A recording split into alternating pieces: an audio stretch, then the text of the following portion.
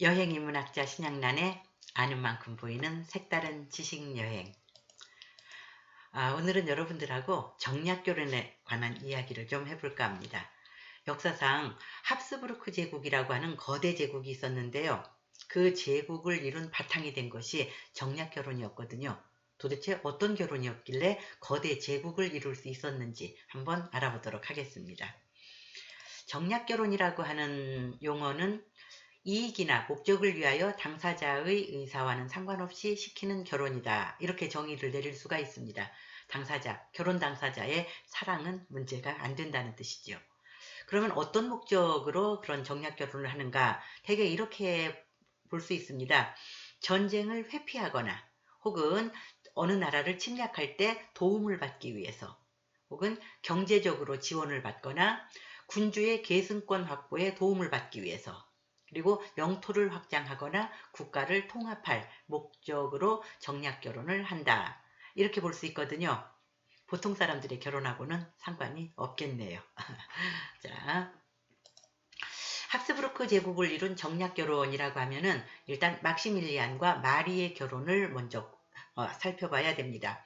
막시밀리안이라고 하는 사람은요, 합스부르크 왕국의 왕자였고, 그 다음에 마리는 부르고뉴 공국의 상속녀였습니다.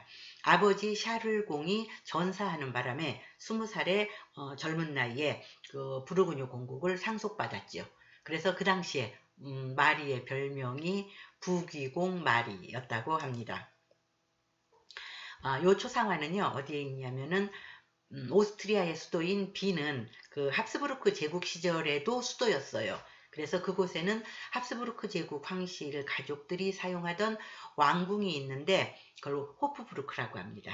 그 호프부르크에 제국보물실이 있고 그 제국보물실 안에 소장된 초상화입니다. 왼쪽이 막시밀리안이고요. 오른쪽이 부르고뉴의 마리의 초상화입니다. 마리가 20살 되던 해에 아버지 샤를공이 전쟁에 나갔다가 전사하는 일이 벌어집니다. 그런데 샤를은 아들은 없고 딸 하나뿐이었거든요. 그러니까 부르고뉴 공국이라고 하는 그 부유한 나라는 마리가 상속받게 된 거예요. 나라를 통째로 상속받는 겁니다. 옛날 일이니까 그렇습니다. 이렇게 되자 주변 왕실들이 그 마리를 붙잡기 위해서 아주 각축을 벌입니다. 왜냐? 부르고뉴 공국의 상속녀인 마리가 시집을 간다면은 부르고뉴 공국을 혼수로 가져가는 것과 마찬가지 효과가 있지 않습니까? 그러니까 부르고뉴 공국을 차지할 욕심에서 마리를 신부감으로 욕심을 냈던 겁니다. 그 중에서 가장 적극적으로 그 청혼을 한 것은 프랑스였습니다. 프랑스는 자기 나라와 국경을 접하고 있는 땅이다 보니까 더 욕심이 났던 것 같습니다. 다만 문제는 프랑스에는 20살 먹은 신부감과 걸맞는 신랑감이 없다는 것이었습니다.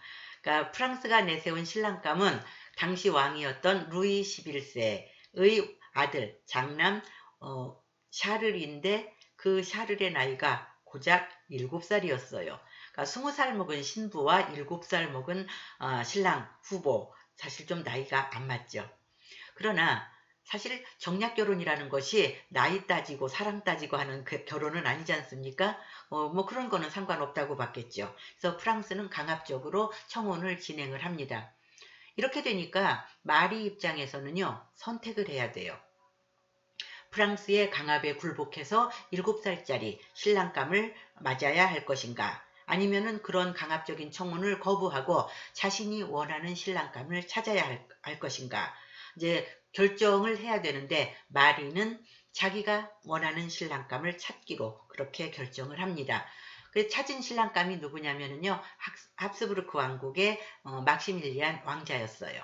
나이대도 비슷하고요. 그 다음에 인물도 준수하다는 소문이고 또 정치적인 역량도 괜찮다는 그런 평을 들었기 때문에 마리는 막시밀리안에게 본인이 청혼을 합니다. 다만 현재 마리는 어떤 상태냐? 프랑스가 마리를 빼앗기지 않기 위해서 성에다 거의 감금하다시피 하고 병사를 동원해서 성을 포위하고 있는 그런 상태였습니다. 그러니까 이제 프랑스군의 눈을 피해서 청혼서를 몰래 막시밀리안에게 전했고, 막시밀리안으로서는요, 마리의 청혼이 뭐 이거 싫지 않지요. 부르고뉴 공국이 굴러 들어오는 건데요. 다만 그 프랑스의 막강한 군사력을 물리치는 것이 조금 쉽지 않았을 겁니다. 그래서 용병을 구해 가지고 그 마리가 갇혀 있는 성으로 갔고, 그들을 물리치고 마리를 구해내고 결혼했다고 합니다. 이 이야기가요, 왜 서양 동화에 보면은 그 백마탄 왕자가 그 성에 갇혀 있는 공주를 구해서 그 뭐 괴수라든지 무슨 사악한 세력으로부터 구해서 결혼하는 그런 동화 있지 않습니까? 그런 동화의 원형이 되었다고 합니다. 사실 막시밀리안과 마리의 결혼은 그거는 정략 결혼이에요. 얼굴도 못 본 사람들이 사랑해서 결혼했다고 볼 수는 없지 않겠습니까? 그 마리로서는 하기 싫은 결혼을 피하기 위해서 막시밀리안을 선택한 것이고, 막시밀리안으로서는 사실상 부르고뉴 공국을 욕심내서 그 청혼에 응했을 겁니다. 그러니까 정략 결혼은 정략 결혼인데, 그럼에도 불구하고 서로가 원해서 한 결혼이었기 때문에 두 사람은 상대적으로 다른 정략 결혼의 예와는 달리 사이가 좋았다고 합니다. 그리고 그 두 사람 사이에서는 아들 하나, 딸 하나가 태어나요.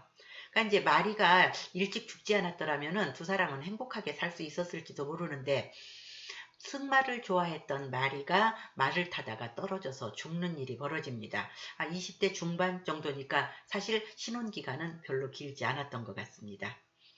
막시밀리안은 인간적으로 그 자식 낳고 살던 아름다운 부인이 세상을 떠났는데 몹시 슬펐겠죠. 뭐 그러나 죽은 사람은 돌아오지 않고, 부르고뉴 공국은 이제 상속녀가 죽었으니까 결국은 그 마리의 자녀한테로 다시 상속이 됩니다. 뭐 그래봤자 그 마리의 자식들은 막시밀리안의 자식이기도 하니까 결국은 합스부르크 왕국 차지가 됐다고 볼 수 있는 거지요.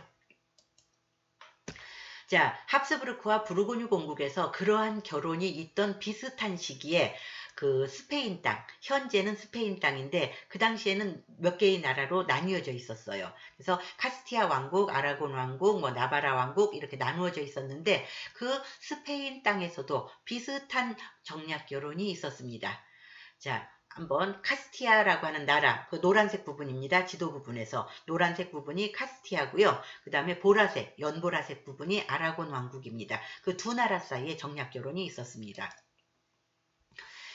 그 무렵에 카스티아의 왕은 누구냐면은 엘리케 4세라고 하는 사람인데, 엘리케 4세는 정치적으로 좀 기반이 약한, 그러니까 사람이 좀 그 강력한 군주는 못 되었던 것 같아요. 그러다 보니까 좀 자신이 도움을 받을 만한 어떤 동맹 세력을 찾고자 하는 그런 생각이 있었어요. 그런데 그 엘리케 4세에게는 누가 있었냐면은 이복 여동생이 있었습니다. 어머니는 다르다는 얘기예요. 이복 여동생인 이사벨이 있었는데, 엘리케 4세는 자신의 여동생을 이용해서 혼인동맹을 맺으려고 합니다. 그 대상이 누구냐면은 포르투갈의 왕이었어요. 근데 이 포르투갈의 왕은 나이가 40대 후반, 50대 초반이었다고 하거든요. 그러니까 10대 후반의 이사벨과 그 50대 전후의 그 포르투갈 왕은 어울리는 신랑 신부는 아니겠습니다. 그러니까 그 부르고뉴의 마리가 7살짜리 신랑감을 맞을 거냐 말 거냐를 놓고 고민하던 것과 마찬가지 이유로 그 카스티아의 이사벨 공주는 그 호라비가 된 그 50대 그 왕과 결혼을 할 건가 말 건가를 놓고 또 고민을 했겠죠. 한쪽은 나이가 너무 어린 신랑감이라서 문제가 되고, 한쪽은 또 나이가 너무 많은 신랑감이라서 문제가 되었던 겁니다. 그러나 이사벨은 그 사이도 별로 좋지 않은 이복 오빠의 정치적 이득을 위해서 자신이 희생할 생각이 없었어요. 그래서 그 자신을 강제로 포르투갈로 시집 보내려는 엘리케 4세에 반항해서 자신이 선택한 남편감, 즉 아라곤 왕국의 페르난도 왕자와 몰래 결혼을 합니다. 이 결혼도 사실은 정략 결혼은 정략 결혼인데, 얼굴도 한번 못 본 상태에서 결혼을 하니까 그런 거는 사랑으로 인해서 맺어진 결혼은 아닌 겁니다. 그렇더라도 목적이 있어서, 그들 나름대로의 목적이 있어서 결혼했으니까 정략 결혼은 분명하지요.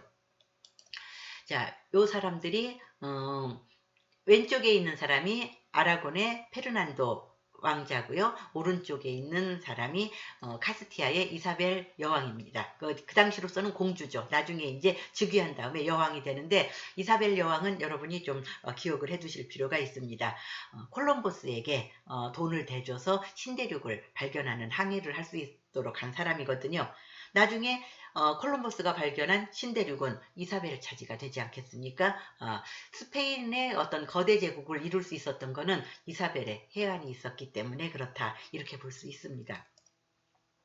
자, 거의 비슷한 시기에 합스부르크 왕국과 스페인에서는 그런 그 부모대에서의 혼인동맹이 있었고요. 그 두 왕국은 공동의 적을 갖고 있었어요. 누구냐면은 프랑스입니다. 프랑스가 워낙 강국이다 보니까 합스부르크 왕국은 합스부르크 왕국대로 프랑스를 견제할 필요가 있고, 스페인은 스페인대로 또 프랑스를 견제할 필요가 있었던 겁니다. 그래서 혼인동맹을 맺는데, 한번 잘 보세요. 합스부르크의 왕자는 스페인의 공주와 결혼을 하고, 스페인의 왕자는 합스부르크의 공주와 결혼을 했다고 합니다. 겹사돈 맺은 거네요. 왜 그러느냐? 이 혼인동맹이 너무 중요하기 때문에, 예를 들어서 펠리페와 후아나가 결혼하는 걸로 끝났는데 둘 중에 하나가 세상을 떠나면, 사망하면은 혼인동맹은 무너지는 거 아니겠습니까? 근데 프랑스라고 하는 그 실존하는 강한 적에 맞서기 위해서는 그 견고한 동맹이 필요했던 겁니다. 그래서 이중으로 혼인동맹을 맺는 이런 일이 벌어졌던 겁니다. 그렇게 해서 후안과 마르가리따는, 유감스럽게도 후안이 자식을 낳지 못한 상태에서 세상을 떠나기 때문에 후계자를 남기지를 못해요. 그러나 펠리페와 후아나는 아들 둘을 낳습니다. 그 아들이 누구냐면은 큰아들이 카를로스 5세라고 하는 사람인데요. 이 카를로스 5세는 아버지와 어머니의 그 유산을 혼자서 단독으로 상속을 합니다. 그런데 아버지는 누구냐면은 그 합스부르크 왕국의 막시밀리안과 부르고뉴 공국의 마리가 그 부모거든요. 그 펠리페라고 하는 사람은, 그러니까 펠리페는 어머니와 아버지로부터 물려받은 거를 아들 카를로스에게 상속을 하는 거고, 어머니는 누구냐면은 스페인의 후아나 공주인데, 이 후아나는 카스티아와 아라곤의, 아버지는 아라곤의 왕이고 어머니는 카스티아의 여왕이었던 겁니다. 그러니까는 카를로스 5세 입장에서는요, 외할머니, 외할아버지, 할머니, 할아버지로부터 물려받은 거를 혼자서 단독으로 상속하게 된 겁니다. 지금 보이는 지도에 보면은요, 오른쪽에 있는 노란색 부분은, 그 부분은 그 카를로스 5세가 외가 쪽으로부터, 친가 쪽으로부터 물려받은 겁니다. 막시밀리안과 마리의 유산이라고 보면 되고요. 그 다음에 현재의 스페인 지역에 해당하는 그 지역은 외가 쪽, 그 후아나의 어머니인 페르난도와 이사벨로부터 물려받은 거라고 볼 수 있는데, 이게 전부가 아니죠. 밑에도 잠깐 제가 적어놨습니다만은, 스페인은 이사벨이 콜럼버스를 후원해서 신대륙을 발견한 다음에 그 신대륙을 스페인의 식민지로 삼았기 때문에 카를로스는 외할머니로부터 그 남미 대륙의 식민지도 같이 상속받은 겁니다. 이게 합스부르크 제국이에요. 그러니까 3번에 걸친 정략 결혼으로 인해서 카를로스 5세는 거대한 제국을 상속받은 겁니다. 카를로스 5세는 전쟁이 아닌 상속으로서 제국을 이룬 사람입니다. 이렇게 되다 보니까 나중에 합스부르크 왕조는 너무 영토가 넓어서 혼자서는 다스릴 수 없다고 생각한 카를로스 5세가 아들에게는 스페인을 상속시키고 동생에게는 오스트리아를 상속시켜서 나중에 합스부르크 왕조가 분열하기는 합니다만은, 그 전까지는 거대한 제국을 유지했던 거지요. 무엇으로 그 제국을 이루었느냐면은 정략결혼으로 이루었다는 이야기입니다. 예, 여기까지 설명 마치도록 하겠습니다. 감사합니다.